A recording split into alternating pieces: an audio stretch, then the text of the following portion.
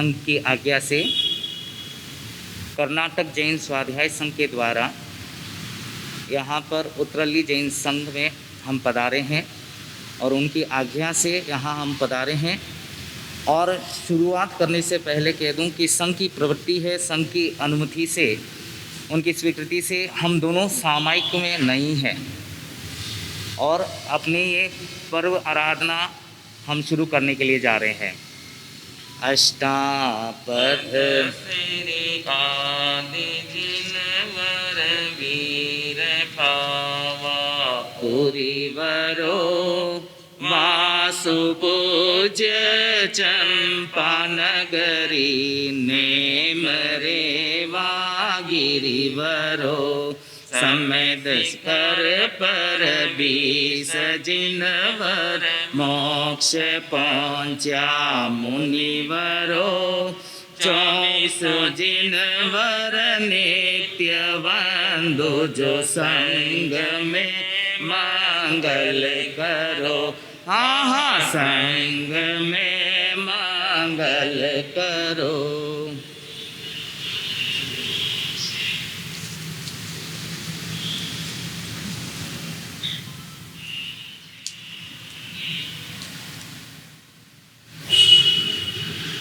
यह पर्व पर्युषण आया, सब जग में आनंद छाया रे। घर घर में आनंद छाया रे। यह पर्व पर्युषण आया।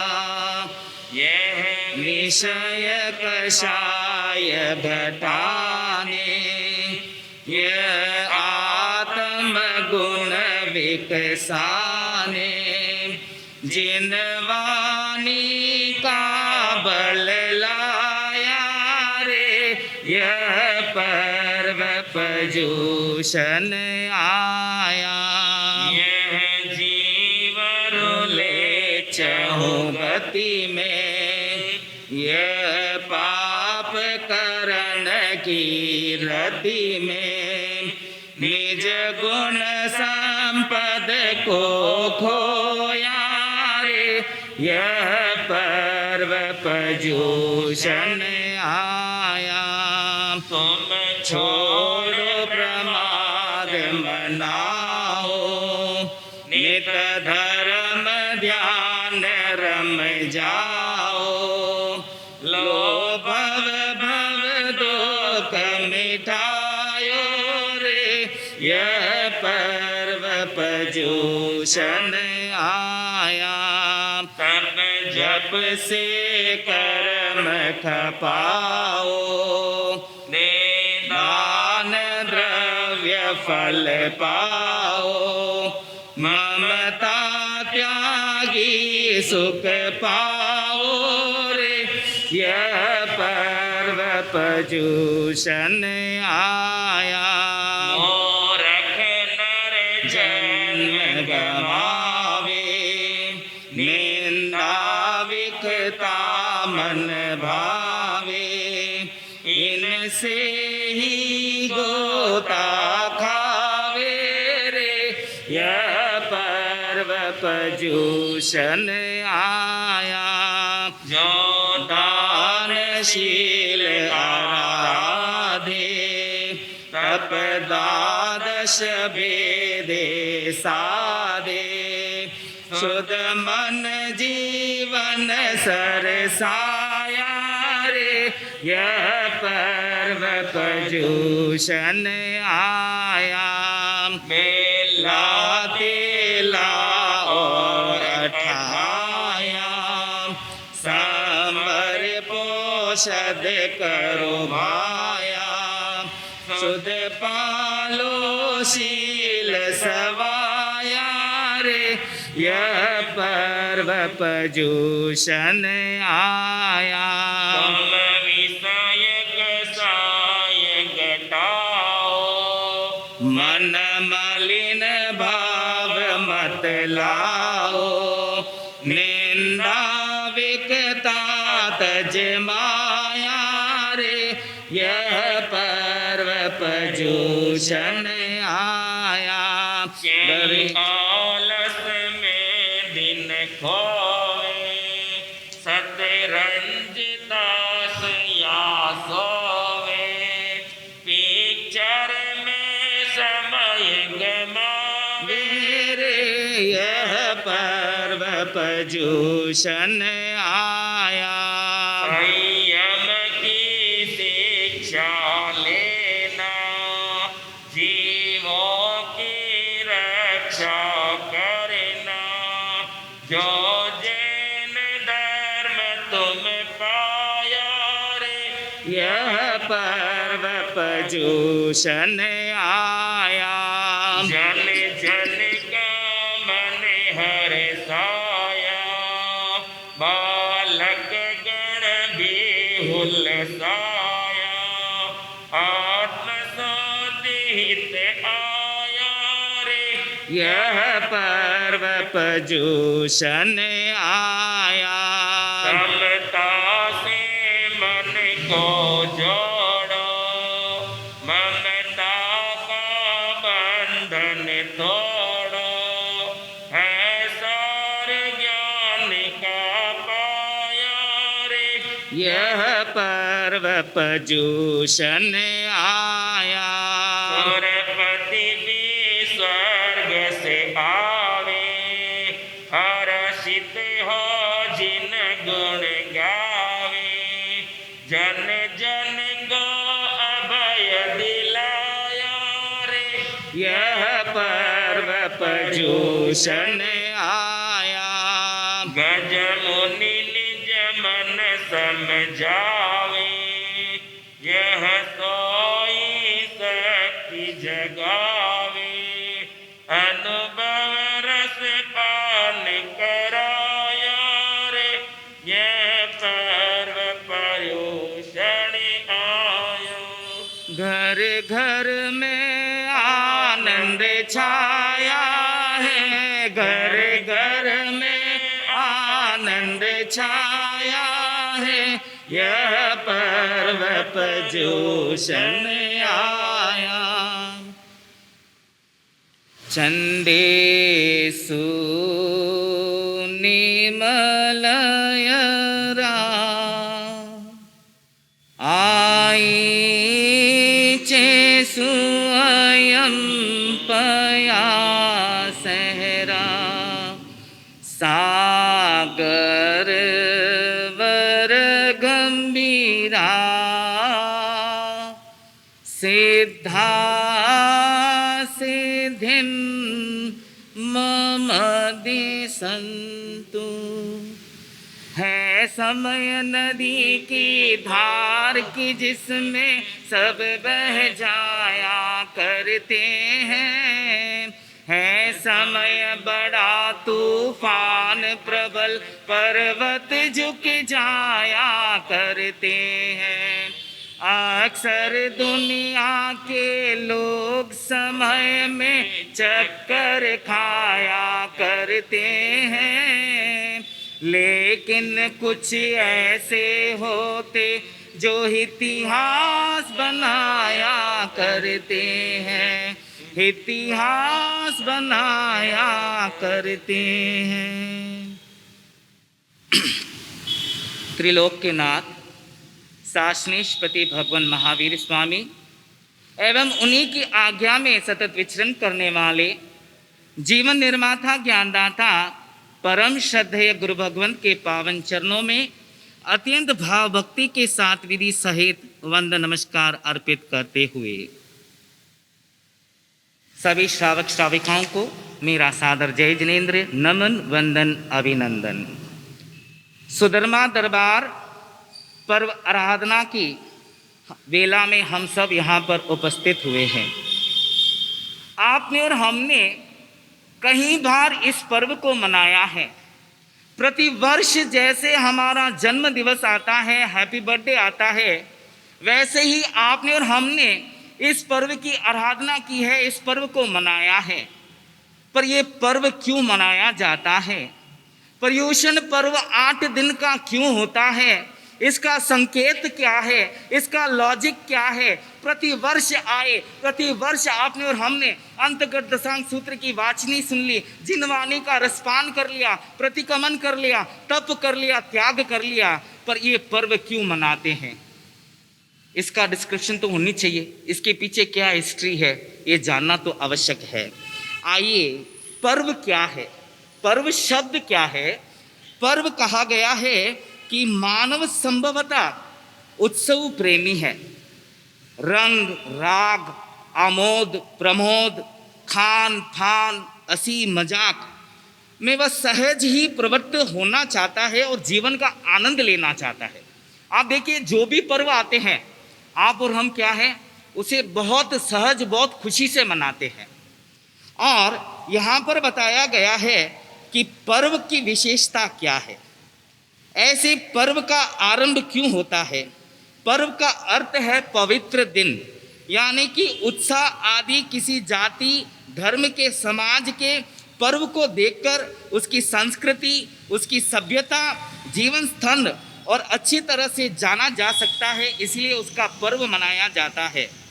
पर्व अतीत की घटनाओं को लेकर के प्रतीक होता है और वर्तमान के लिए प्रेरणा देता है और भविष्य में संस्कृति की जीवित रखने के लिए पवित्र पर्व मनाया जाता है। यानी कि ये पर्व जो होते हैं वर्तमान में प्रेरणा के लिए होते हैं और भविष्य में संस्कृति को जागृत यानी कि जीवित होने के लिए मनाया जाता है। यूँ तो संसार भर में पर्व मनाया जाता है और पर्वों का उद्देश्य कुछ न कुछ मुख्य उद्देश्य होता है। सर्वप्रथम तो यही उद्देश्य है कि कुछ अमुक दिनों में अमुक देवी देवताओं की पूजा उपासना करके उसे अपने अनिष्ट निवारण की प्रार्थना करते हैं और उसे प्रसन्न कराने के लिए पर्व मनाए जाते हैं। दूसरी बात, इस बहाने राजा प्रजा, अमीर हो गरीब हो, क्षत्रिय वैश्य ब्राह्मण आदि चारों वर्ण बिना किसी भेदभाव के साथ मिलजुल कर के साथ में बैठ कर के क्या मनाते हैं, पर्व मनाते हैं। पर्व के ऐसे दो भेद बताए गए हैं, एक होते हैं लौकिक पर्व और एक होता है लोकातर पर्व। लौकिक पर्व, इसमें भी तीन विभाजन किए गए हैं, एक लोभजन्य पर्व, एक विजयजन्य पर्व और एक भयजन्य पर्व। लौकिक पर्व यूँ समझा लूँ आपको सरल से, जैसे हम होली हो, दिवाली हो, शीतलाष्टमी हो, ऐसे पर्व क्या करते हैं, हम मिलजुल करके खुशी के साथ उन पर्वों को मनाते हैं। तो लौकिक पर्व को तीन दिशाओं में बांटा गया है। एक है लोभजन्य पर्व, यानी कि लोभ के कारण हम उस पर्व को मनाते हैं। जैसे दिवाली आती है, आप और हम लक्ष्मी माता की क्या करते हैं, पूजा करते हैं, उपासना करते हैं, ये मंगल भावना, ये शुभ भावना करते हैं कि पूरे वर्ष में हमें क्या हो, धन की प्राप्ति हो, व्यवस्था हो। तो ये लोभजन्य है, यानी कि लौकिक पर्व के अंदर इसे लोभजन्य पर्व कहा गया, यानी कि लोभ के कारण हम इस पर्व को मनाते हैं। फिर बताया गया है विजयजन्य पर्व। लौकिक पर्व के अंदर विजयजन्य पर्व जो होता है वो विजयदशमी, दशहरा या फिर अपने कुल देवी के हम कभी कभी क्या करते हैं, नवरात्रि के जो नवरात्रि में जब हम घट स्थापना करते हैं कि हमारी कुल की विजय हो, हमारी कीर्ति हो, हमारी यश हो, तो इस प्रकार से विजयजन्य पर्व कहा गया है।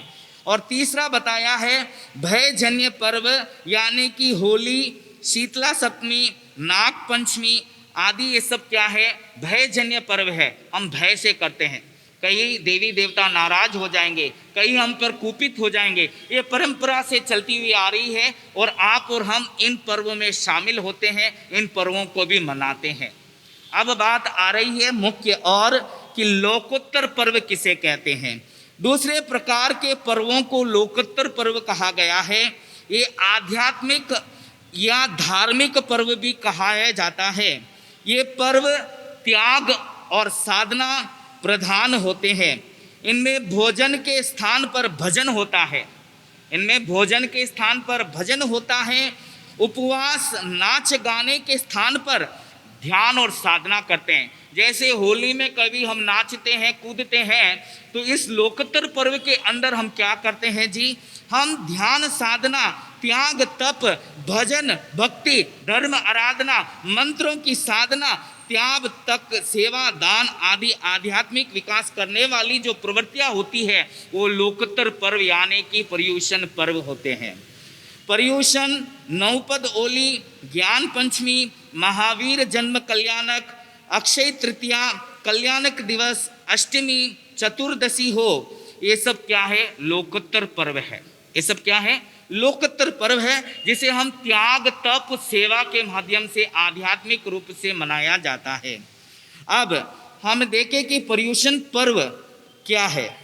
कहा गया है कि सभी मंत्रों में नवकार मंत्र, सभी तीर्थों में शत्रुंजय तीर्थ, सभी प्रकार के दानों में अभय दान श्रेष्ठ है और सब गुणों का मूल विनय गुण है। विश्व के सभी व्रतों में ब्रह्मचर्य व्रत और नियमों में संतोष, तपों में क्षमा तप और तत्वों में सम्यक दर्शन श्रेष्ठ है। उसी प्रकार पर्वों में पर्युषण पर्व श्रेष्ठ है। ऐसे तो हमारे लोकोत्तर पर्व में चतुर्दशी यानी कि 14 है, 28 है, पंचमी है, नवपद की ओली है। उसके अलावा जो सबसे श्रेष्ठ पर्व कहा गया है हमारे जैनों के लिए, तो वह है पर्युषण पर्व। लोकोत्तर पर्व में सबसे सर्वश्रेष्ठ पर्व अगर बताया गया है तो यह है हमारा पर्युषण पर्व। इस पर्व को पर्वाधिराज भी कहते हैं, सर्व पर्व शिरोमणि भी कहते हैं और महापर्व भी कहते हैं। पर्युषण पर्व का अर्थ क्या निकलता है? जैसा कोई शब्द होता है तो उसका अर्थ निकलता है, अर्थ बनता है। पर्युषण 2 शब्द से बनाया गया है, पर और युषण यानी कि परि, यानी कि चारों ओर से मिटकर स्वयं में रम जाना, स्वयं में आ जाना, आत्मा के स्वभाव में रम जाना, यह है पर्युषण का एक अर्थ निकलता है। दूसरा अर्थ, प्राकृत भाषा में पर्युषण को पजुषना या पजुषमना भी कहते हैं। पर्युषण यानी कि परि उपसर्ग को झला देना, अपने आए उपसर्ग हो, अपने कषाई हो। कषाई क्या क्या है? 4 कषाई, क्रोध, मान, लोभ, माया। हम सब मनुष्य हैं, छद्मस्त हैं और पूरे साल में आप देख लीजिए कभी ना कभी आपको और हमको क्रोध आता है, कभी किसी बात पर मान आता है, कभी किसी बात पर माया छल कपट होती है, तो कभी किसी प्रकार से लोभ भी आता है। तो इन कषायों को शमन करना, इन कषायों को समाप्त करना, इन कषायों को कम करना, इन कषायों को झला देना, ये आया है पर्व पर्युषण। यह पर्व पर्युषण आया, घर घर में आनंद छाया है। यह पर्व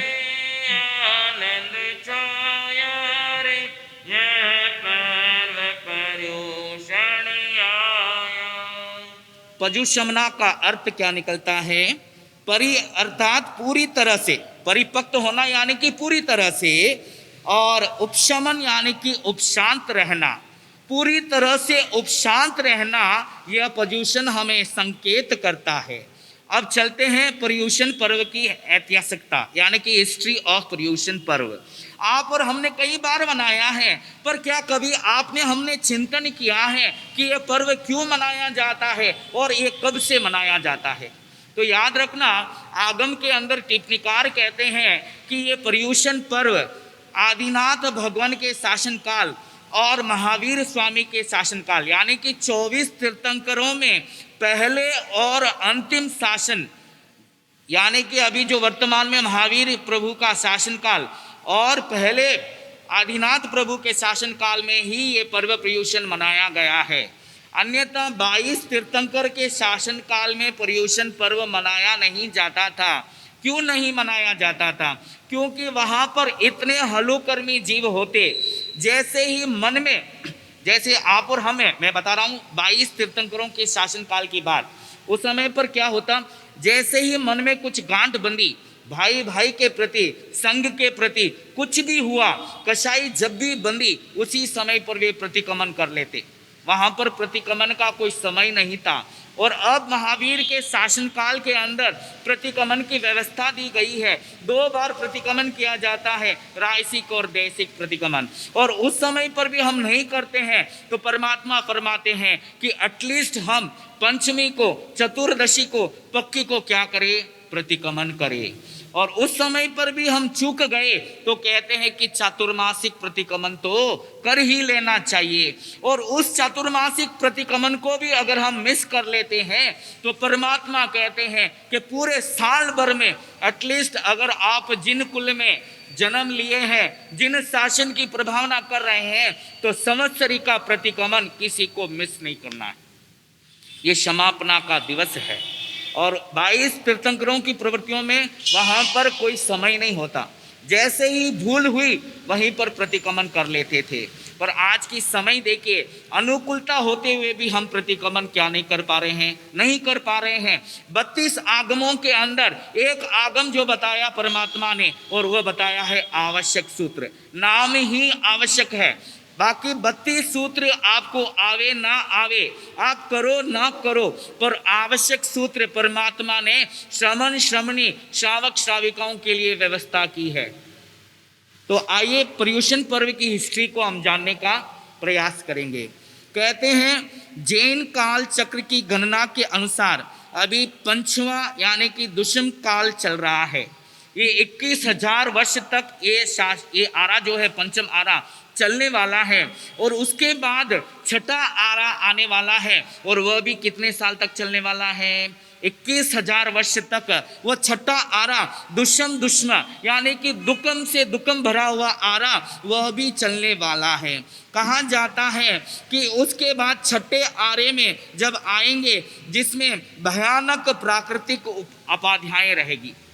पर्युषण पर्व मनाना, यह भी कहा गया कि प्रकृति के अनुसार ये पर्व मनाया जाता है, नेचर के अनुसार ये पर्व मनाया जाता है। पृथ्वी का तापमान छठे आरा में अत्यंत गर्मी हो जाएगा। गंगा, सिंधु नदी के पानी सब क्या हो जाएंगे, सूख जाएंगे। और कहा गया कि सूर्य की आग की गोले की तरह ये पृथ्वी क्या है, तपने लगेगी। सूर्य कितना तेज होता है, पर कहा गया कि छठे आरे में जहां हम रहेंगे वो पृथ्वी भी क्या है, सूरज के समान, उस तप की आग के गोले के समान रहेगी। अत्यंत गर्मी रहेगी, और उस पृथ्वी पर चलने के लिए भी हम सामर्थ्य नहीं होंगे। और जब सूर्य अस्त हो जाएगा तब बिलों के अंदर मनुष्य छिपे हुए रहेंगे। छठे आरे में क्या है, मनुष्य बिलों के अंदर रहेंगे, क्योंकि बाहर आ ही नहीं सकते हैं, सूरज की तरह वह गर्मी रहेगी।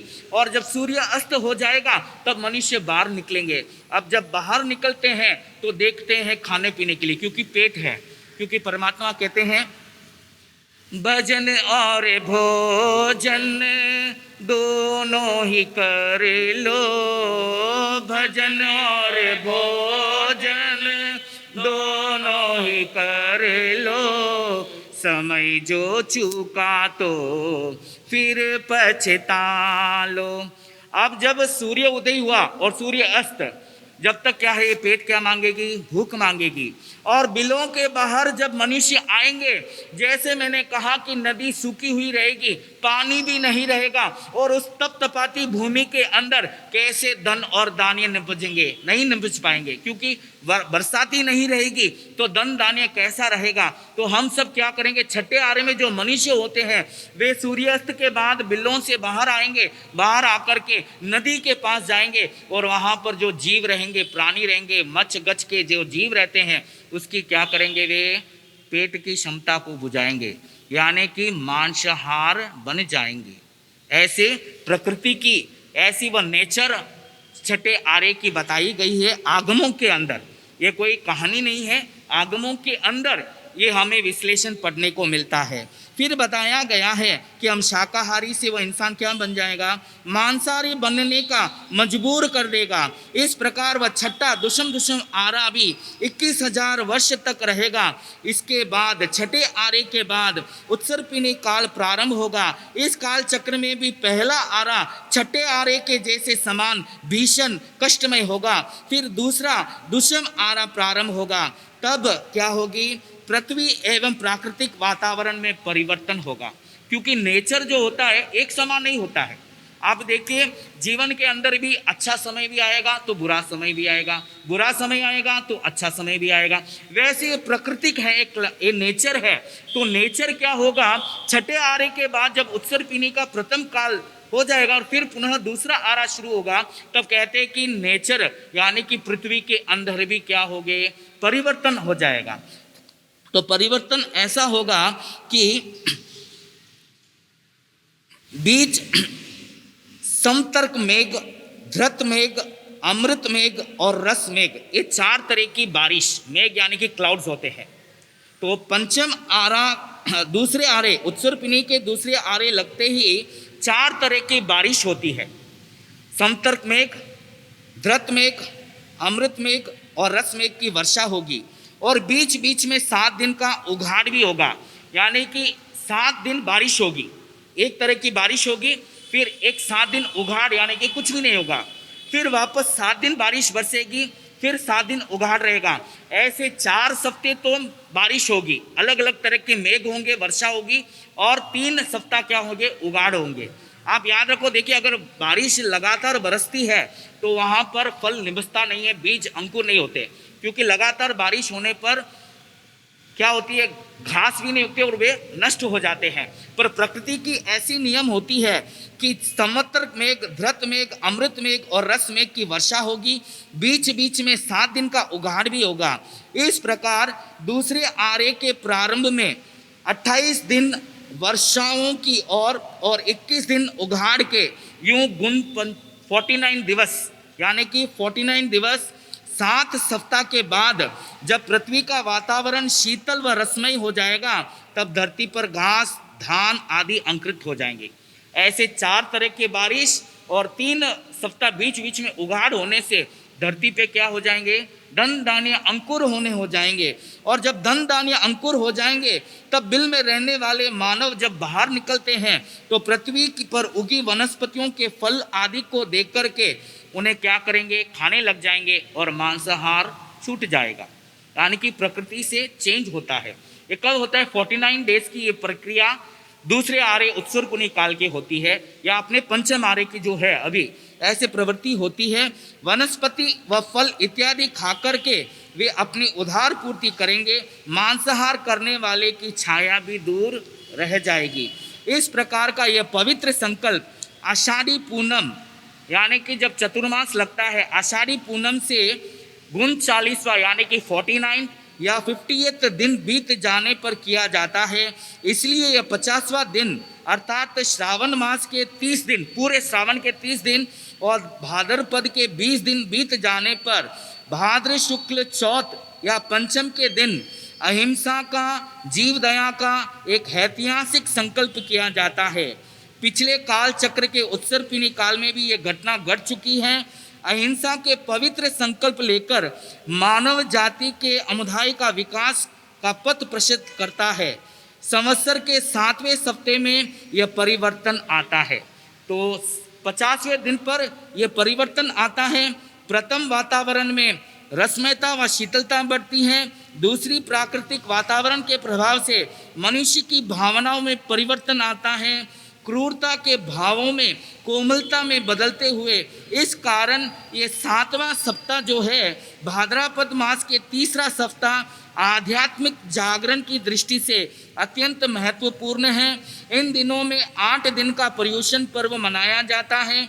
8 दिन का धार्मिक जागरण, व्रत, तप, स्वाध्याय, प्रतिक्रमण आदि आत्म जागृति की प्रवृत्तियां में लीन रहकर मनुष्य अपने आध्यात्मिक समुदाय के लिए प्रयत्नशील होता है। तो इस प्रकार पर्युषण पर्व का पवित्र परंपरा कहीं रूढ़ी या अंग मान्यता नहीं है। ये प्राकृतिक प्रवृत्ति परिवर्तन से संबंधित रहा है। ये कोई, आप इसे मत समझिए कि ये कोई अंधविश्वास या रूढ़ी से मनाया जाता है। आगम के अंदर इसका सुंदर विश्लेषण हमें पढ़ने को मिलता है। वर्तमान में हम जो पर्युषण मनाते हैं ये 8 दिन का मनाया जाता है। ये अष्टनिका पर्व की परंपरा सिर्फ प्रथम और अंतिम तीर्थंकर के शासन काल में ही है। जैसे मैंने पूर्व में बताया है कि ये पर्युषण पर्व प्रथम तीर्थंकर आदिनाथ भगवान के शासनकाल और अंतिम समय यानी कि जो शासन अभी चल रहा है प्रभु महावीर के शासनकाल में ये 8 दिन पर्युषण पर्व मनाया जाता है। तो अभी आपने और हमने देखा कि कैसे गुण 50 दिन क्यों होते हैं, कैसे मेघ बरसती है और कैसा उघाड़ का दिन रहता है, ये संक्षेप में आपने अपने बीच में भाव रखे हैं। आइए धर्म का अभी जानो ये पहचानो धर्म का मर्म कहाँ छुपा है, दिल के झरोखे में अपने झाँको धर्म का मर्म यहाँ छुपा है। उत्तम देह जिन कुल को पाकर भूल गया सब कुछ यह आकर, मोह माया के भंवर में फंस कर इंद्रिय जाल में गहरा धंस कर निज आत्म का भान भुलाया, कौन है अपना कौन पराया, जिसको मैंने समझा अपना झूठा निकला सारा सपना।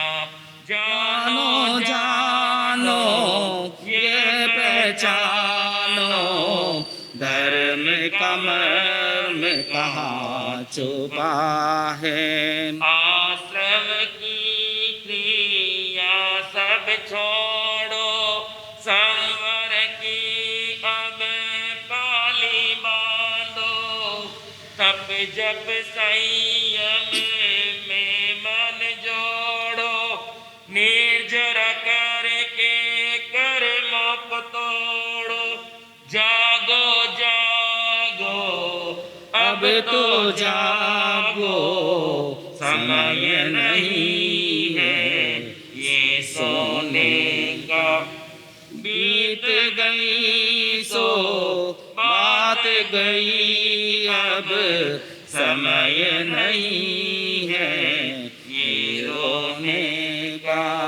जागो जानो ये पहचानो धर्म का मर्म कहाँ छुपा है, दिल के झरोखे में अपने जाको धर्म का मर्म यहाँ छुपा है।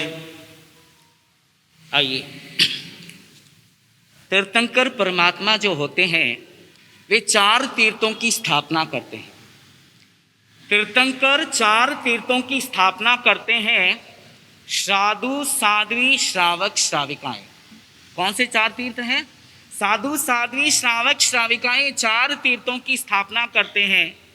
और आज हम देखते हैं कि कहीं अनुष्ठान कराते हैं, कहीं जगह पर ओसग्रम स्तोत्र के, कहीं जगह पर घंटाकर महावीर के, तो कहीं जगह पर हम क्या है पैसत्य यंत्र के अनुष्ठान कराते हैं। ये अनुष्ठान किस लिए कराए जाते हैं? ये अनुष्ठान जहाँ पर भी अमंगल हो उसको मंगल बनाने के लिए अनुष्ठान किए जाते हैं। और परमात्मा ने 2 धर्म बताए हैं, एक है आगार और एक है अनगार। अनगार यानी कि जीवन भर के लिए जिन्होंने सामायिक ले ली, जीवन भर के लिए जिन्होंने संसार से नाता तोड़ दिया, वे सर्वश्रेष्ठ 5 महाव्रतधारी साधु साध्वी गुरु भगवंत होते हैं। और दूसरा धर्म बताया है आगार धर्म। आगार यानी कि छूट रखते हुए, आगार यानी कि अपने क्षमता के, अपने बल पर पे हम धर्म की क्रियाएं से क्या करें, जुड़ जाएं। यानी कि हमारी जो सामायिक होती है वो कितनी घड़ी की होती है? 2 घड़ी की होती है, 48 मिनट की होती है। श्रावक श्राविकाओं के लिए आगार धर्म बताया गया है, यानी कि हम अपनी अपनी इच्छा से जितनी क्षमता हो उतना त्याग तप में जुड़े। जैसे समझ लीजिए इनको तेले करने की क्षमता है और मुझ में नहीं है, ये तेले बढ़ सकते हैं और मैं तेले में बढ़ नहीं सकता हूँ, पर परमात्मा ने यहाँ पर स्ट्रिक्ट नहीं किया कि सभी श्रावकों को तेला करना है, सभी श्रावकों को अट्ठई करना है, पर आगार दिया है। आगार 12 व्रतों में आगार दिया है, अपने अपने इच्छा अनुसार, अपने अपने लिमिटेशन से हम क्या कर सकते हैं, धर्म की आराधना साधना कर सकते हैं। आइए पर्युषण पर्व में हमें किसकी आराधना करनी है, कैसी करनी है, ये कल से हम अंतर्गत दशांग सूत्र की वाचनी ठीक 8:15 बजे से, यानी कि 8:25 से अंतर्गत दशांग सूत्र की वाचनी शुरू हो जाएगी। उसके बाद विवेचन और उसके बाद जिनवाणी का रसपान होगा। पर मुख्य बात जो आज मैं आपके सामने लेने आया हूँ वह है सामायिक साधना। ये साधना क्यों श्रेष्ठ है, ये साधना क्यों श्रेष्ठ है। साधना कई होती है, साधना कई प्रकार की होती है, पर सामायिक साधना का महत्व हम जानने की कोशिश करेंगे। आपने और हमने ना जाने कितनी सामायिक की होगी, कितनी बार सामायिक की होगी, पर सामायिक का महत्व क्या है इसका चिंतन करने का यह पर्व आया है। यह पर्व हमें चिंतन देने का संदेश लाया है, चिंता करने का नहीं। जैसे ही पर्युषण पर्व आता है, एक रात्रि पहले हम क्या करते हैं, चिंता करते हैं। चिंता करते नहीं करते हैं, 8 दिन क्या खाएंगे, कैसे करेंगे, स्थानक जाना है, मंदिर जाना है, प्रतिक्रमण करना है, ये चिंता में हम लग जाते हैं। 8 दिन की मेनू बना देते हैं, 8 दिन का हमारा टाइम जो क्या है शेड्यूल कर लेते हैं। पर परमात्मा कहते हैं इसे चिंता से नहीं, ये पर्व चिंतन से मनाना है। चिंता और चिंतन 2 बातें हैं, चिंता और चिंतन। अभी आप अपने आत्मा को टटोलिए कि आप चिंता से मना रहे हो या आप चिंतन से मनाने के लिए आए हो। अगर चिंतन से मनाना है, मैं कहता हूं कि आप तप से जुड़ो, आपको मैं अनुमोदना करता हूं। आप त्याग से जुड़ो, मैं अनुमोदना करता हूं। आप संवर करें, प्रतिक्रमण करें, दया करें, इसके लिए मैं सब आपको अभिनंदन करता हूं, अनुमोदना करता हूं। पर एक लक्ष्य जरूर रखना है, कल से आप सबको ध्यान रखना है कि हम इस आराधना को, इस साधना को सामायिक के रूप में मनाने का प्रयास करेंगे। सभी जनों को क्या करना है, सामायिक लेकर के बैठना है। सामायिक की विशेषता क्या है, सामायिक लेके क्यों बैठना है। देखिए, जो तप करता है उसको फल मिलता है, जो तपस्या करता है, उसकी सेवा करता है, उसको फल मिलता है, जो दान देता है उसको फल मिलता है, बरोबर ना। परिवार में जो दान देगा तो उसका फल सबको मिल सकता है, पर सामायिक साधना स्व की साधना है। सामायिक साधना स्वयं की साधना है, जो स्वयं करेगा उसी को वह फल मिलने वाला है। जैसे परिवार में पिताजी दुकान चलाते हैं, व्यापार चलाते हैं, लाभ होता है, इनकम होता है, और वो इनकम का मज़ा कौन लेते हैं, उस इनकम का फ़ायदा कौन लेते हैं जी, पूरा परिवार लेता है। उसमें जो इनकम आएगा वो अपनी श्रीमती को भी देगा, अपने बच्चे को भी देगा, सब कुछ करेगा। पर सामायिक साधना जो है एक ऐसी पूंजी है जो स्वयं के लिए क्या होने वाली है, इस भव पर भव तक साथ चलने वाली है। ये साधना जो करता है, ये पूंजी जो कमाने वाला है, ये स्वयं ये भव और पर भव तक ले जाने वाला है। बाकी आप चिंतन कीजिए, आप जितनी रसोई बनाते हैं महिलाएं, पूरी की पूरी रसोई आप वापरते हैं क्या, परिवार वापरता है, आप स्वयं वापरते हैं पूरी रसोई, नहीं वापरते हैं। वैसे ही मनुष्य भी, यानी कि पुरुष भी जो कमाता है वो स्वयं के लिए नहीं करता है, सबके लिए करता है। तो सामायिक साधना जो होती है, वो जो पूंजी होती है वो स्वयं के लिए होती है। और हम सब कौन है, बनिया है, माजन है। माजन लाभ चावे ना, लाभ जोड़नू है। और ये जरूरी है, रोटी कपड़ा मकान की व्यवस्था करनी जरूरी है। इसमें प्रभु ने ये नहीं कहा कि रोटी कपड़ा मकान का आप ये मत करो, पर याद रखना जो पूंजी सबके लिए काम आती है, एक ऐसी पूंजी भी हमको कमानी है जो इस भव और परभव में चले। कभी कभी आपके मन में ये चिंता खाई जाती है कि हमारा अड़ोस पड़ोस वाला कितना पैसा वाला है, 4 बंगला है, 4 गाड़ी है। कभी कभी हम परिवार में देखते हैं अपने ननियाल वाले ऊंचे हैं, हमारी स्थिति थोड़ी कमज़ोर होती है, ये क्या चिंता खाई जाती है। पर ये पर्युषण पर्व हमें ये संदेश दे रहा है, हमें चिंता नहीं, चिंतन करना है। आपको भी चाहिए 4 गाड़ी, आपको भी चाहिए 4 बंगला, आपको भी चाहिए सुख सुविधा, ये सब साधन चाहिए ना। मनुष्य है, आप और हम मनुष्य है, मनुष्य छद्मस्त है और मनुष्य को क्या है, स्वार्थ है और मनुष्य को सुख सुविधा चाहिए तो फिर कैसे लाना है, इसकी चिंता हम हमेशा करते हैं कि कैसे बढ़ना, पर चिंतन नहीं करते हैं कि धर्म धन बढ़ाने वाला है। धर्म से धन बढ़ता है, धर्म से धन घटता नहीं है। तो जब तक हम धर्म की प्रवृत्तियों में, धर्म की साधना में, धर्म की आराधना में हम जब तक नहीं उतरेंगे, तब तक हमें भी क्या है, पुण्य कर्म का उपार्जन नहीं होगा। और जब तक पुण्य कर्म उपार्जन नहीं होगा, हमें भी सुख सुविधा और साधन क्या नहीं हो पाएंगे, मिल नहीं पाएंगे। इसलिए आइए मूल बात पर, हम सामायिक साधना की ओर जा रहे हैं।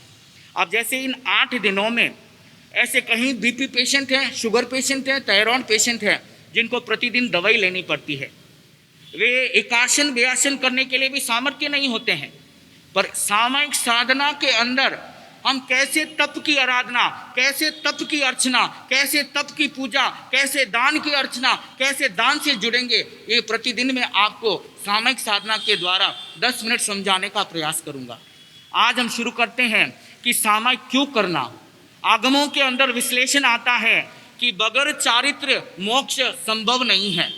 जितने भी जीव सिद्ध हुए हैं, होंगे और होने वाले हैं, चारित्र से होंगे। चारित्र क्या है? चारित्र यानी कि संयम, यानी कि सामायिक। पर आपने और हमने अपने दिमाग में यह फिट कर दिया कि सामायिक चारित्र यानी कि दीक्षा लेना। जब तक दीक्षा नहीं लेंगे मोक्ष नहीं पाएंगे। आपके और हमारे मन में ऐसा फिट कराया गया कि उत्तम कृष्ण चारित्र यानी कि संयम पाने से ही मोक्ष पाएंगे। पर आप उठाकर देख लीजिए आगमों को, पन्नों को, मात्र दीक्षित नहीं, ऐसे कहीं श्रावक श्राविकाएं, मरुदेवी माता को लीजिए, जो पहले क्या हुई है, मोक्ष को सिद्ध गति को प्राप्त किए। क्या वे दीक्षित हुए? क्या वे साध्वी बने? जरा चिंतन कीजिए।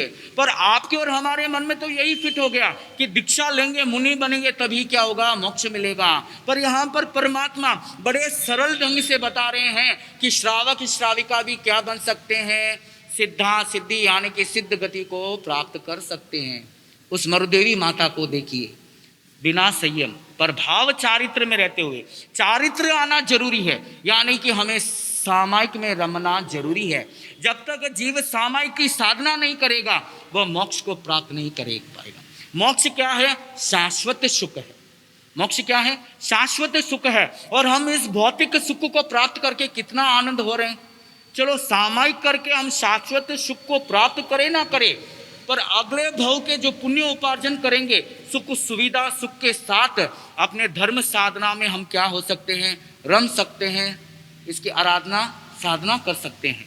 तो आइए, मोक्ष जाने का एक ही रास्ता है कि सामायिक चारित्र को ग्रहण करना है। दूसरी मुख्य बात, सामायिक आप करते हैं ना? आपने कभी सामायिक की है? दिन में एक करते हैं, प्रतिदिन में आप करते हो एक?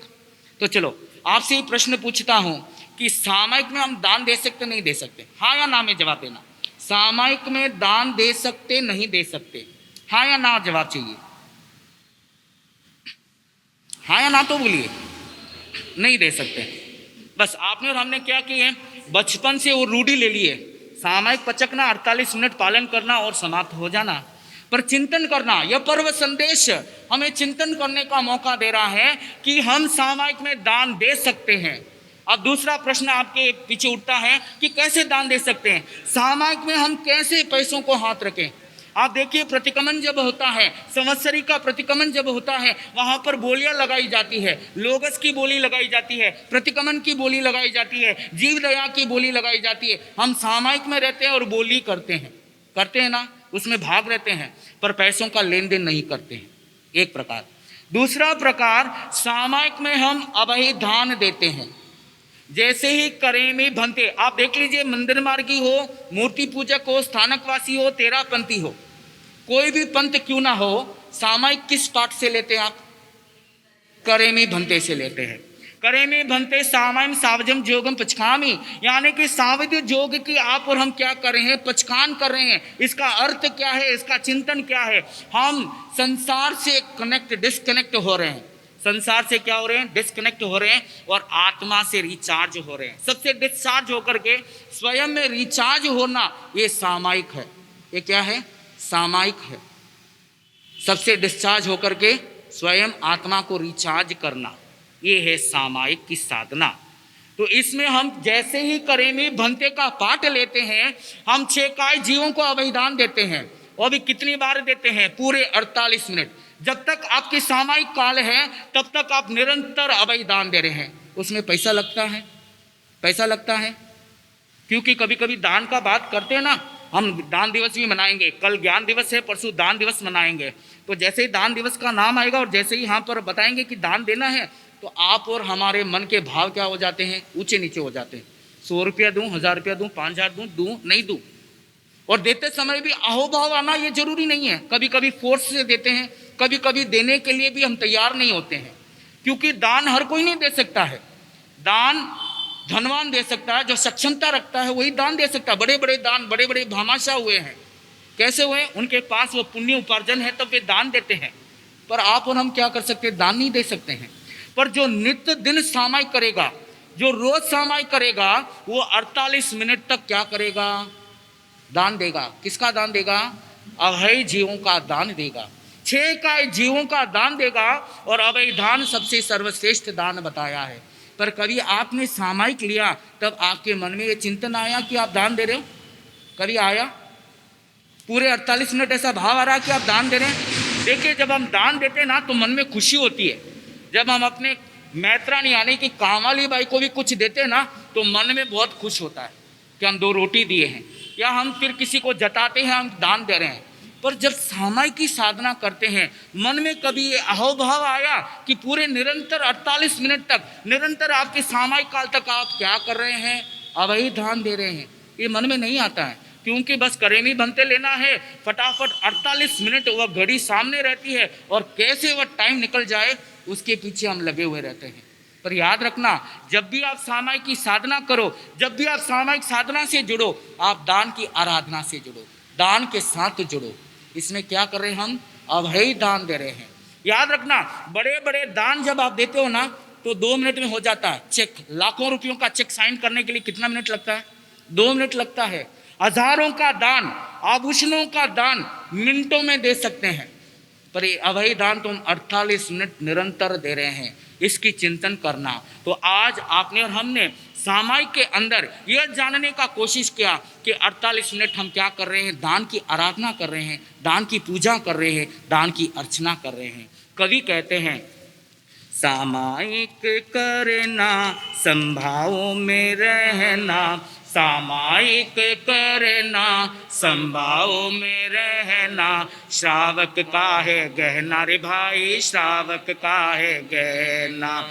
रोज एक करना कर्मों को झरना, रोज एक करना कर्मों को झरना, श्रावक का है गहना रे भाई, श्रावक का है गहना। 2 घड़ी में सामायिक पूरी हो जाती है, कितनी आसान है समझ में क्यों ना आती है। सामायिक कर ले अब समय क्यों गवाता, सामायिक कर ले अब समय क्यों गवाता, श्रावक का है गहना रे भाई, श्रावक का है गहना। 2 घड़ी साधु जैसे हम बन जाते हैं, संयम के वाणी में हम भी रम जाते हैं, आनंद मिले उसे भव तर जाते हैं, आनंद मिले उसे भव तर जाते हैं, श्रावक का है गहना रे भाई, श्रावक का है गहना रे भाई, श्रावक का है गहना। आइए सामायिक की विशेषता जानने का प्रयास करें।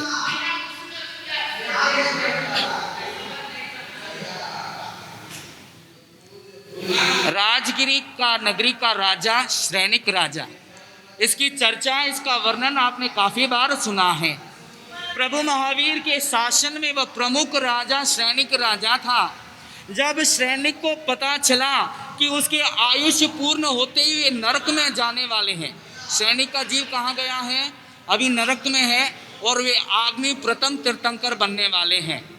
तो उन्होंने भगवान महावीर स्वामी के पास गए और भगवान महावीर स्वामी से पूछा, परमात्मा मुझे नरक में नहीं जाना है। तो परमात्मा ने ऐसे 4-5 दृष्टांत दिए जिसे जीव नरक में जाने से बच सकते हैं। और उसमें एक जो दृष्टांत दिया वह दिया है, परमात्मा कहते हैं, हे सैनिक, तुम पुण्य श्रावक की सामाई खरीद लो तो नरक में जाने से बच जाओगे। किसकी वाणी थी ये? किसके शब्द थे? परमात्मा के शब्द। स्वयं परमात्मा ने सैनिक को कहा कि अगर तुम पुण्य श्रावक की एक सामाई खरीद लो तो नरक से जाने के लिए बच जाओगे। किसकी श्रावक की? पुण्य श्रावक की। कैसी उसकी साधना थी, कैसी उसकी आराधना थी। और पुण्य कौन था? पुण्य सिर्फ एक सामायिक करता था। आप और हम जैसे नहीं कि 2 सामायिक, 3 सामायिक, 5 सामायिक। एक ऐसी शुद्ध सामायिक, एक ऐसी सामायिक की साधना वह निरंतर आम व्यक्ति, साधारण व्यक्ति था पुण्य। और भगवान ने इसकी महिमा और इसकी गरिमा आगमों के अंदर बताया कि पुण्य श्रावक की जो सामायिक थी वह क्या थी? उच्च कोटि की थी। और सैनिक को कहा कि तुम क्या करो, पुण्य श्रावक की सामायिक खरीद लो। कहना चाहते तो परमात्मा ये भी कह सकते थे कि सैनिक, तुम्हारे पास जो हीरा है, जो रत्न है, जो तुम्हारे पास आभूषण है, जो तुम्हारे पास सोने के क्या है, सिक्के हैं, वे दान में दे दो। ऐसा नहीं कहा। परमात्मा ने 3-4 के अंदर में एक बताया, अगर नरक में ना जाना हो तो पुण्य श्रावक की सामायिक खरीद लो। याद करो, याद रखना, सामायिक ना बेचा जा सकता है ना खरीदा जा सकता है। तो हमें भी अगर नरक में नहीं जाना हो, क्योंकि आपको और हमको बचपन में नरक की इतनी बातें अपने माता पिता और अपने गुरुकुलों ने बताया है। नरक का भयंकर दर्द, भयानक कैसी वह पीड़ा होती है, आप और हम अच्छी तरह से जानते हैं। नरक में आप जाने को पसंद करते हो क्या? आप नरक में जाने को पसंद करते हो क्या? नहीं ना। तो नरक में नहीं जाना हो तो परमात्मा कहते हैं कि प्रतिदिन एक सामायिक की साधना से जुड़ जाओ, एक सामायिक की आराधना कर लो। कर सकते हैं ना? 24 घंटे होते हैं और 24 घंटे में प्रति घंटे का 2 मिनट, सिर्फ 2 मिनट अपने आत्मा के लिए लेना है। तो 24 घंटे के 2 मिनट कितने हुए जी? 48 मिनट हुए। क्या हम 48 मिनट अपने आत्मा के लिए नहीं दे सकते हैं? 24 घंटे में पूरा 1 घंटा भी नहीं, 23 घंटा इस संसार के लिए, इस परिवार के लिए, इस समाज के लिए हम चलते रहते हैं, पर अपनी आत्मा के लिए मात्र 48 मिनट दे दे तो ये जीव क्या नहीं होगा?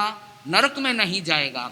और परमात्मा गोयम से कहते हैं, गौतम स्वामी से कहते हैं, जो जीव निरंतर सामायिक की साधना करता है वह नरक में नहीं जाता है। और नरक का अगर पूर्व भव में आयुष कर्म बंधा हो, यानी कि पूर्व भव में हमने ऐसा कुछ कार्य किया हो जिसमें कभी नरक में जाएंगे, तो वे कर्म बंध भी क्या हो जाएंगे?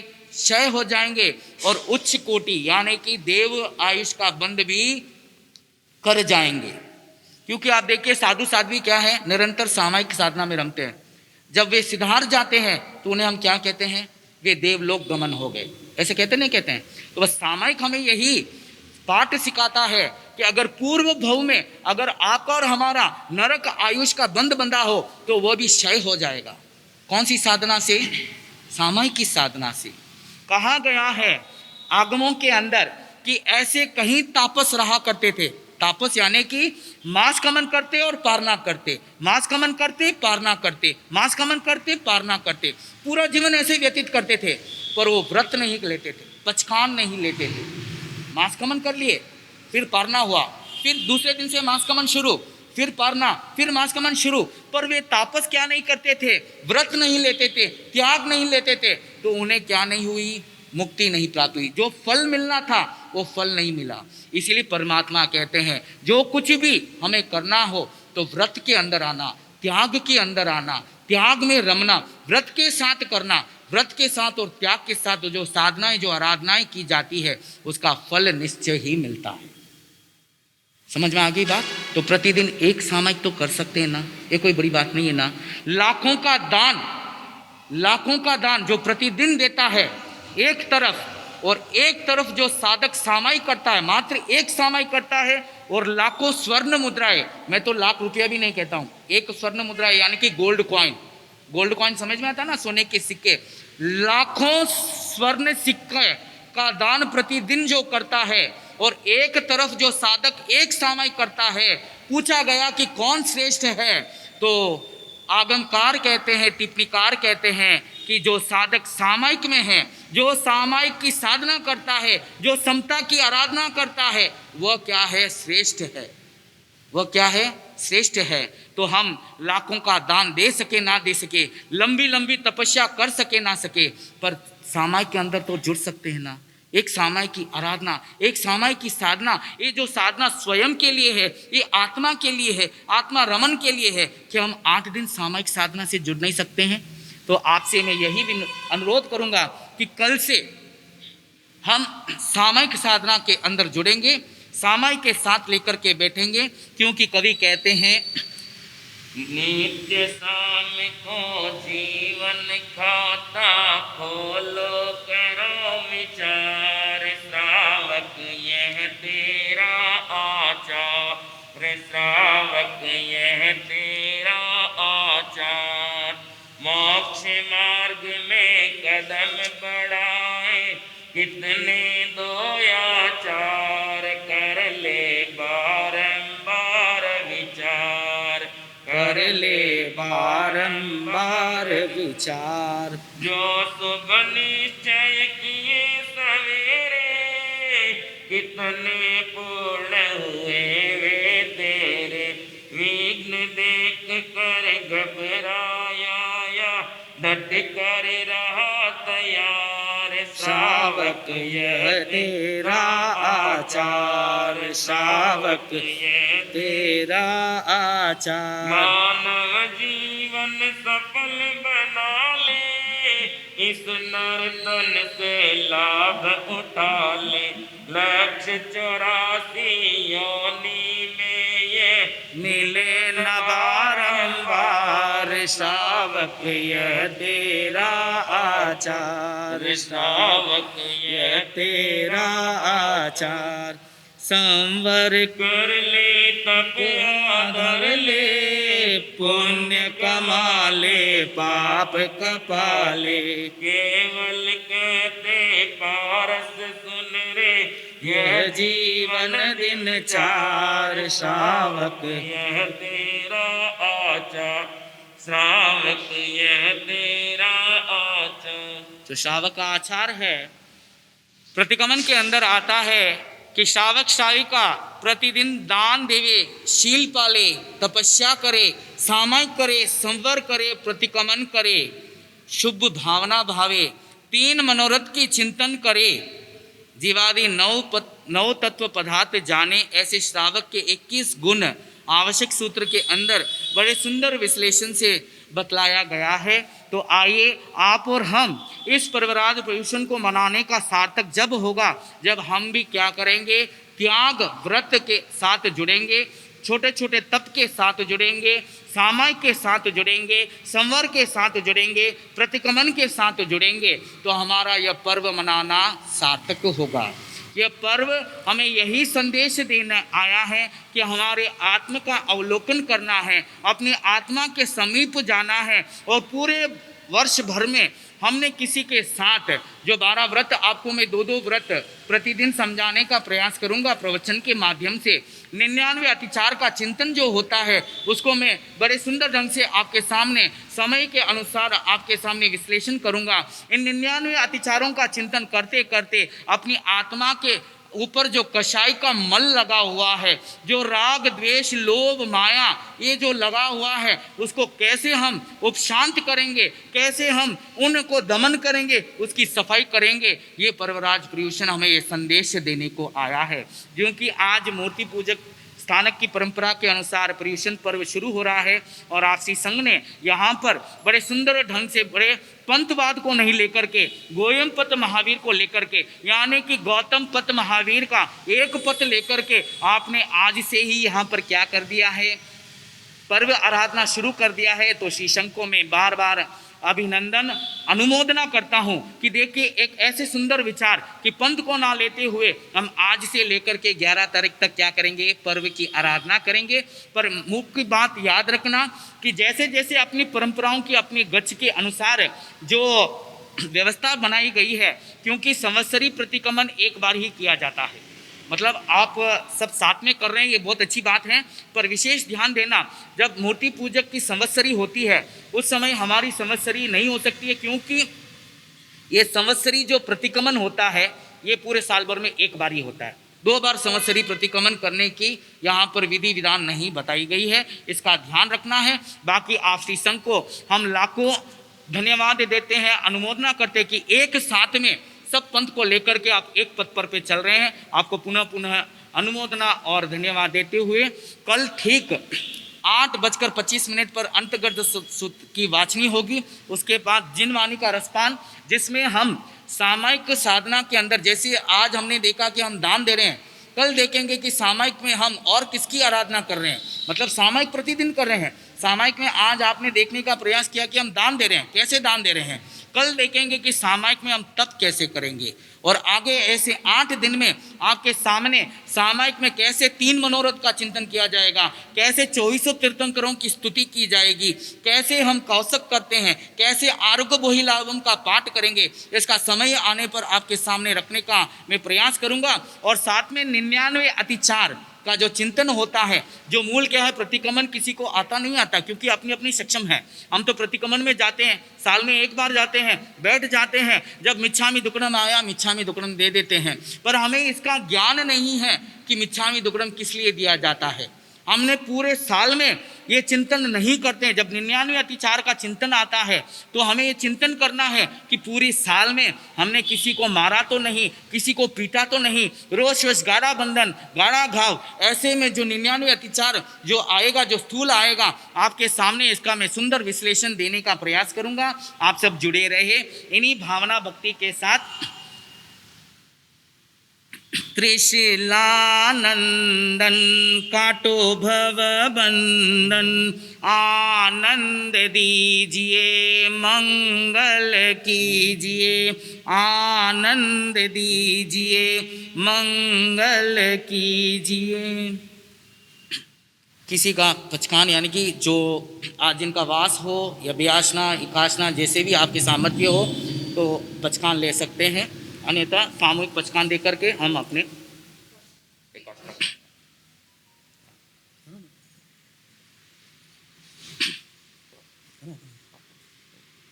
गुरुदेव की आज्ञा से एकाशनम का पचकान एक बार आहार लेने का, दिन भर में तिविया, रात भर में चौबिया, एकाशनम पचकान अनंता भोगनम ससागनम अत्रागनम सबसे मितागरणम। ओ श्री ओ श्री ओ श्री। एकाशना करने वालों को धन्यवाद, एकाशना करने वालों को धन्यवाद। सामूहिक पचकान आज दिन भर में आपको सिर्फ 10 मिनट का सामायिक का अभ्यास करना है। आपको कोई ज़्यादा नहीं दे रहा हूँ। जब भी आप फ्री हो जाओ, खाने पीने पूरा काम करने के बाद मात्र 10 मिनट आपको ये चिंतन करना कि आप सामायिक में हो। मैं आपको ये नहीं बोल रहा हूँ कि आप मुपति लेके बैठो, पूंजनी लेके बैठो या द्रव्य लेके बैठो। 10 मिनट ऐसा भाव रहना, भाव सामायिक जिसे कहते हैं कि सामायिक के अंदर आप रमे हो, आप सबसे डिस्चार्ज हो गए हो और स्वयं से रिचार्ज हो गए हो। उस समय भले आपके परिवार वाले आपको कुछ कहने के लिए भी आते हैं, पर आप संभाव में रहेंगे। कभी कभी ऐसा होता है कि हम आराम से बैठ जाते हैं, कभी कॉलिंग बेल आता है, कभी मोबाइल की घंटी आती है, या तभी कुछ ऐसी परिस्थिति बनती है। पर आपने जब मन में संकल्प ले लिया कि 10 मिनट तक आप सामायिक में भाव सामायिक करने वाले हो, तो उस 10 मिनट में आप स्वयं में रम जाओगे। बाहर कुछ भी हो उससे आप कनेक्ट नहीं होगे। ऐसा तो कर सकते हैं ना। एकदम सिंपल पचकान है, पूरे दिन में सिर्फ 10 मिनट करना है आपको। अपने अपने धारणा प्रमाणे तस बनते पड़ी कमामी निन्नामी गरियामी अपानम ओ श्री ओ श्री ओ श्री। चैता भारम वासम चकवटी महिद्यो संति संति करे लोहे पत्तो गहि मनोत्तरम।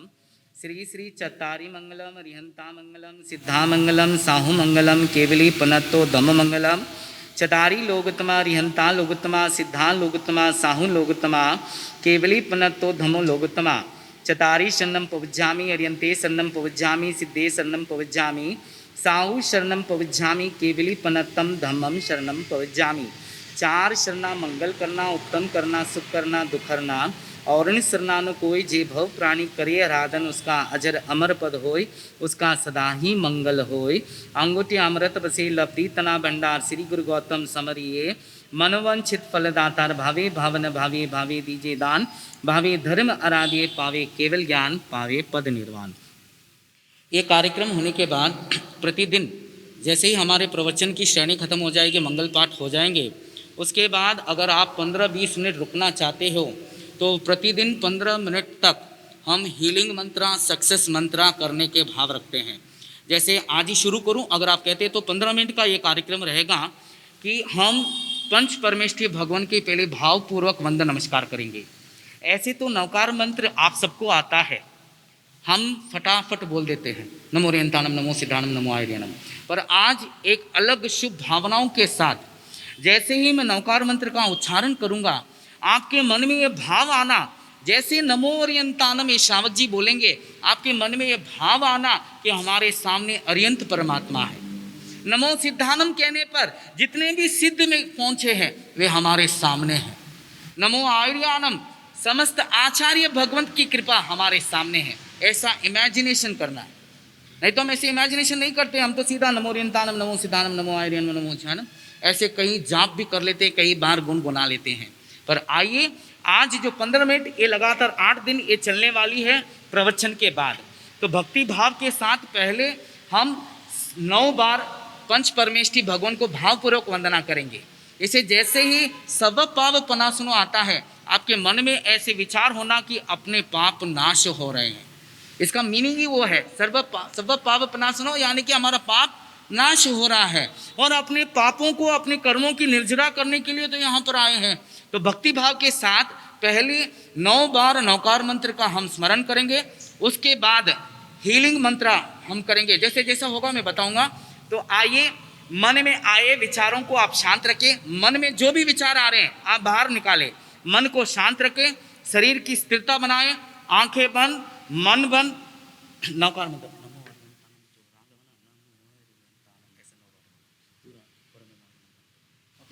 आइए, जैसे ही नवकार मंत्र की आराधना होगी, जैसे अरियंत बोल रहे हैं आपके समक्ष होना कि अरियंत परमात्मा है, वैसे फीलिंग होना है।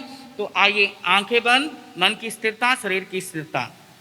नमो अरिहंताण, नमो सिद्धाण, नमो आयर्याण, नमो उवजायाण, नमो लोए सवसाउण, ऐसो पंच नमोकारो सर्व पावपणासनो, मंगलाणं च समेसे पाणममवै मंगलम्। नमो अरिहन्ताणं, नमो सिद्धाणं, नमो आयर्याणं, नमो उवजायाणं, नमो लोए सवसाहुनं, ऐसो पंच नमोकारो सर्व पावपनाशनो, मंगलाणं च सवेसे पाणममवै मंगलम्। नमो अरिहन्ताणं, नमो सिद्धाणं, नमो आयर्याणं, नमो उवजायाणं, नमो लोए सवसाहुनं, ऐसो पंच नमोकारो सर्व पावपणासनो, मंगलाणं च सवेसे पाणममवै मंगलम्। नमो अरिहन्ताणं, नमो सिद्धाणं, नमो आयर्याणं, नमो उवजायाणं, नमो लोए सवसाहुनं, ऐसो पंच नमोकारो सर्व पावपणासनो, मंगलाणं च सवेसे पाणममवै मंगलम्। नमो अरिहन्ताणं, नमो सिद्धाणं, नमो आयर्याणं, नमो उवजायण नमो लोए सव साहुण ऐसो पंचन मुकारो सव पावपनाशनो मंगलाणं च सावेसी परममवै मंगलम नमो आर्यन्ताणं नमो सीताणं नमो आयर्याणं नमो उवजायणं नमो लोए सव साहुणं ऐसो पंचन मुकारो सव पावपनाशनो मंगलाणं च सावेसी परममवै मंगलम नमो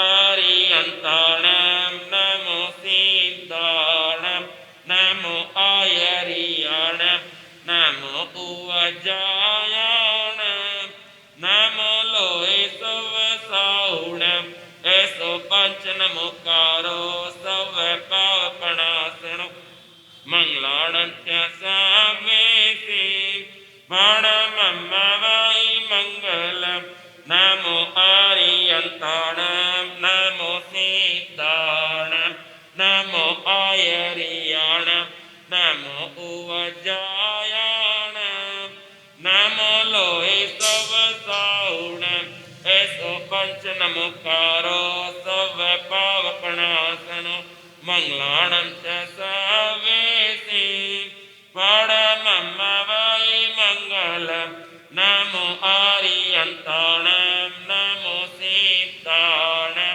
नमो आयर्याणं नमो उवजायणं नमो लोए सव साहुणं ऐसो पंचन मुकारो सव पावपनाशनो मंगलाणं च सावेसी परममवै मंगलम मंगलाणं च सावेसी परममवै मंगलम। आइए आंखें खोले। अभी अभी आपने और हमने पंच परमेष्ठी भगवान को भावपूर्वक वंदन नमस्कार करते हुए इस सवेरे की प्रातःकाल बेला में हमने शुभ भावना, मंगल भावना और कृपा किया है। परमात्मा को वंदन नमस्कार करते हुए अपने शरीर व आत्मा को हल्का महसूस करने का प्रयास किया है, अपने पापों को नाश करने का प्रयास किया है। आगे बढ़ते हैं दूसरे चरण में।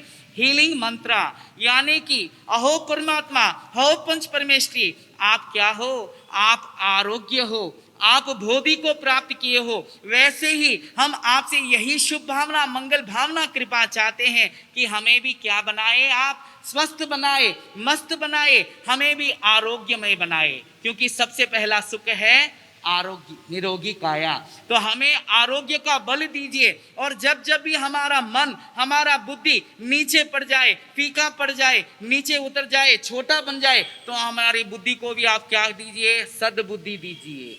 ऐसी हम मंगल भावना करेंगे, ऐसी शुभ भावना, ऐसी मंगल भावना कृपा चाहेंगे। जैसे प्रत्येक पेशेंट सवेरे दवाई लेता है, इंजेक्शन लेता है आरोग्य प्राप्त करने के लिए, वैसे ही हम परमात्मा से आइए आंख बंद करेंगे। जो कि आप सामायिक में हैं, आप ऐसे हाथों को नहीं हिला सकते, हम दोनों सामायिक में नहीं है, आपको सिर्फ ट्रेनिंग दे रहा हूं कि घर में कैसे करना है। आरोग्य बोहि लाभम बोलेंगे, आभा मंडल यानी कि सर से लेकर के नीचे उतरना है। आरोग्य बोहि लाभम ऐसा करना, क्योंकि आप सामायिक में नहीं करेंगे, ठीक है। बाकी घर में करना हो तो ऐसे हम 27 बार ऊपर से लेकर के, दोनों हाथ टच नहीं होना है। आरोग्य बोहि लाभम, सर से नीचे तक आना है। या फिर आपके किसी अंग को दर्द होता हो, जैसे किसी का सर दर्द हो, पैर का दर्द हो, पेट का दर्द हो, तो वहां पर भी आप अपने हाथ को रख करके इसकी साधना कर सकते हैं।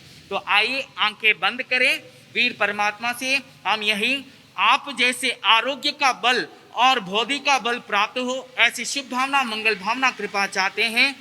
आरोग्य बोहि लाभम, आरोग्य बोहि लाभम, आरोग्य बोहि लाभम, आरोग्य बोहि लाभम, आरोग्य बोहि लाभम, आरोग्य बोहि लाभम, आरोग्य बोहि लाभम, आरोग्य बोहि लाभम, आरोग्य बोहि लाभम, आरोग्य बोहि लाभम, आरोग्य बोहि लाभम, आरोग्य बोहि लाभम, आरोग्य बोहि लाभम, आरोग्य बोहि लाभम, आरोग्य बोहि लाभम, आरोग्य बोहि लाभम, आरोग्य बोहि लाभम। तीसरे चरण में हम पंच परमेष्ठी परमात्मा से सक्सेस मंत्र, क्योंकि परमात्मा आप सिद्ध को प्राप्त कर चुके हैं, हमारी भी यही भावना है, यही शुभ भावना, मंगल भावना और कृपा चाहते हैं कि हम भी क्या बने, सिद्ध बने, हम भी क्या करें, मोक्ष की ओर अग्रसर रहे। क्योंकि हम छद्मस्त हैं, संसार से जुड़े हुए हैं, अपने अंदर भी कुछ संकल्प होते हैं। प्रतिदिन हम जब कार्य करते हैं तो हमारे भी कुछ टारगेट होता है, कुछ लक्ष्य होता है। तो परमात्मा आप क्या कीजिए, सक्सेस कीजिए। अपने मन में संकल्प रखिए, कुछ ऐसा संकल्प जिसमें सिद्धि की प्राप्ति हो, सक्सेस प्राप्ति हो। एक तो सिद्धा यानी कि हमें मोक्ष प्राप्त होना है, ये संकल्प तो ले रहे हैं, और अपने जीवन में भी अगर आज के दिन में हमारा कुछ कार्य है, टारगेट है, उसको सक्सेस करना है, तो उसको हम दोनों हाथों को यानी कि 4 उंगल जो है ये अपने लिलाट पर रखेंगे और अंगूठे ऊपर जाएगा। मन की शुद्धि बनाते हुए, आंख बंद करते हुए, सिद्धा सिद्धिं मम दिशन्तु, सिद्धा सिद्धिं मम दिशन्तु, सिद्धा सिद्धिं मम दिशन्तु, सिद्धा सिद्धिं मम दिशन्तु, सिद्धा सिद्धिं मम दिशन्तु, सिद्धा सिद्धिं मम दिशन्तु, सिद्धा सिद्धिं मम दिशन्तु, सिद्धा सिद्धिं मम दिशन्तु, सिद्धा सिद्धिं मम दिशन्तु, सिद्धा सिद्धिं मम दिशन्तु, सिद्धा सिद्धिं मम दिशन्तु। अब सक्सेस के बाद परमात्मा हमें निर्भयता का मंत्र दीजिए। सिद्धा सिद्धि मम दिशन्तु, तो यही है कि हमें भी क्या होना है, सिद्ध की प्राप्ति करनी है। एक तो ये आध्यात्मिक है, और चूंकि हम छद्मस्त हैं, संसार में हैं, तो कभी क्या होता है, हमारे परिवार में किसी के साथ अनबन हो जाती है, किसी का टारगेट यानी कि जैसे व्यापार में कुछ सिद्धि पाना, सक्सेस पाना है, तो ये भी क्या है, धर्म के अंदर हम क्या करते हैं, इसकी आराधना साधना करते हैं, ठीक है ना, फेर सकते हैं। तीसरी और निर्भयता का मंत्र, जब तक हमारे भीतर भय रहेगा, हम ना तो स्वस्थ रहेंगे, ना हमें बुद्धि सही मिलेगी। तो प्रभु परमात्मा से आइए हम निर्भयता का मंत्र, शुभ भावना, मंगल भावना चाहते हुए, अपने दोनों हाथों को हृदय में रखते हुए, नमो जिनानम जीय भयानम, नमो जिनानम जीय भयानम, नमो जिनानम जीय भयानम, नमो जिनानम जीय भयानम, नमो जिनानम जीय भयानम, नमो जिनानम जीय भयानम, नमो जिनानम जीय भयानम, नमो जिनानम जीय भयानम, नमो जिनानम जीय भयानम, नमो जिनानम जीय भयानम, नमो जिनानम जीय भयानम। अब निर्भयता का मंत्र भी आपने और हमने प्राप्त कर लिया है। अब परमात्मा से, क्योंकि सामयिक यानी कि प्रतिक्रमण करना आवश्यक है, समय की अनुकूलता होते हुए भी हम क्या नहीं कर पाते, प्रतिक्रमण नहीं कर पाते हैं। तो आइए प्रातःकाल की बेला में आप और हम 84 लाख जीव योनि को क्षमा, आधान और प्रदान करेंगे। प्रतिक्रमण करते हैं उनको साधुवाद है, क्योंकि डेली हम नहीं कर पाते हैं, तो इसको भी हम इसके साथ जोड़ देते हैं। 7 लाख 84 लाख जीवन का पाठ। मन वचन काया की शुभता, शुद्धता, निर्मलता बनाते हुए, मन वचन काया से हाथ जोड़ मानव शीश नमा करके 84 लाख जीव योनि का पाठ। 7 लाख प्रतिकाय, 7 लाख अपकाय, 7 लाख देवकाय, 7 लाख वायुकाय, 10 लाख प्रत्येक वनस्पतिकाय, 14 लाख साधारण वनस्पतिकाय, 2 लाख बेइंद्रिय, 2 लाख देइंद्रिय, 2 लाख चौरेंद्रिय, 4 लाख देवता, 4 लाख नारकी, 4 लाख तिरंज पंचेंद्रिय, 14 लाख मनुष्य। इसे 4 गति 84 लाख जीव योनि के सूक्ष्म बादर पर्याप्त अपर्याप्त जीवों में किसी जीव का हिलते, चलते, उठते, बैठते, सोते, जागते अनंत किया हो, अनंत कराया हो, अंता प्रति अनुमोद न कियो, छेदा हो, भेदा हो, किलाना उपजाई हो, तो मन वचन काया करके 18,24,120 प्रकारे जो मैं देशी प्रतिक्रमण संधि पाप दोष लगा तस्मिच्छामि दुक्कडम। 84 लाख जीवियों को तो आपने और हमने अभी क्षमा आदान प्रदान कर लिया। आइए, आपने और हमने इस भव में या पूर्व भव में किसी के साथ वैर बांधा हो तो उस वैर को मैत्रिता की ओर, जब भी परमात्मा हम आपसे यही शुभ भावना मंगल भावना कृपा चाहते हैं, जब भी मेरा वैरी, जब भी मेरा दुश्मन मेरे सामने आ जाए वह भी शांत हो जाए और मैं भी क्या हो जाऊं, शांत हो जाऊं। मेरा वैरी, मेरा दुश्मन मैत्रिता की ओर आगे बढ़ाए, वह भी मित्रता की ओर बढ़ जाए, ऐसी शुभ भावना मंगल भावना चाहता हूं। खामे में सवे जीवा कमंतु में, मिट्टी में सब भूएसु वैरम मज्जन कैनहिया एवं माए आलोहियम निंदियम गरियम दुगचिय समम तिवियनम परिकंतो वंदामि जिन चौबीसम। और परमात्मा ने श्रावकों के लिए 3 मनोरथ का चिंतन कहा गया है। वह दिन हमारे लिए धन्य होगा जिस दिन हम आरंभ परिग्रह से निवृत्त हो जाएंगे। दूसरे मनोरथ में यह चिंतन करते हैं कि वह दिन हमारे लिए धन्य होगा जब हम पंच महाव्रतधारी साधु या साध्वी बन के विचरण करेंगे। इसका सिर्फ चिंतन कर सकते हैं, क्योंकि दीक्षा लेना ठाणांग सूत्र के अंदर भगवान ने 10 कारण बताए हैं। ठीक है, उसके विश्लेषण नहीं करूंगा, पर तीसरा जो चिंतन है उसका हम परमात्मा से यही शुभ भावना मंगल भावना कृपा चाहते हैं कि अहो परमात्मा, जब भी हमारी मृत्यु नजदीक में आए, जब भी हमारी मृत्यु निकट की ओर आए, हमें बोध देना, हमें ज्ञान देना, हमें ये चेतावनी देना कि हमारी मृत्यु क्या हो रही है, नजदीक आ रही है। तब परमात्मा हम क्या करेंगे, अंतिम समय में संथारा सलेखना धारण करके मृत्यु को प्राप्त करेंगे, पंडित मरण को प्राप्त करेंगे। संथारा सलेखना धारण करके हम इस शरीर को, इस देह को क्या करेंगे, त्याग करेंगे। ऐसी शुभ भावना, ऐसी मंगल भावना, ऐसी कृपा वीर परमात्मा से हम चाहते हैं। आरंभ परिग्रत जी करीने पछिकु पाप 18 अंत समय आलोयना करो संथारो सार प्रभु जी, करो संथारो सार। तो ये 15 मिनट की कोर्स है, आपको अच्छी लगी होगी, एक अलग अनुभूति हुई होगी।